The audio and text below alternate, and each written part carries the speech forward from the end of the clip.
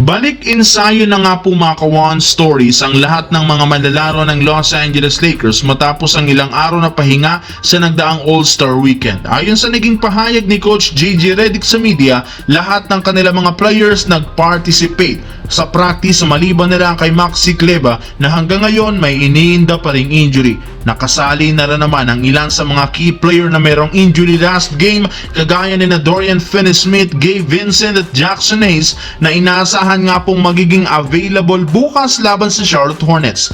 Bukod dyan, nakapag-practice na rin naman si Lebron matapos siyang hindi maglaro sa All-Star dahil sa kanyang pananakit sa paa. Pero ang pinakamagandang balita na ibinahagi ni Coach Redick sa media ay ang sinabi nito na tinanggal na nga po nila ang minute restriction kay Luka Doncic. Ibig sabihin, makakapaglaro na nga ito ng all-in sa Lakers at may papakita niya na bukas ang kanyang tunay na laro nang hindi siya nililimitahan ng Lakers at ni Coach JJ Redick. Samantala, para nga sa kaalaman ng lahat, meron pang natitirang 27 games ang Golden State Warriors sa regular season. Kaya kahit man nananatili sila sa pang-10 pwesto sa record na 28-27 win-loss, meron pa silang malaking tsansang makapasok agad sa playoffs nang hindi nakikipagsapalaran sa play-in tournament. 3.5 games lang naman ang kalamangan ng top 6 na Clippers kaya posible pa rin nila itong mahabol kapag naipanalo nila ang majority sa mga laro. Simula rin naman ang makuha ng Warriors si Jimmy Butler, bigla nga pong nabuhayan at nagkaroon ng confidence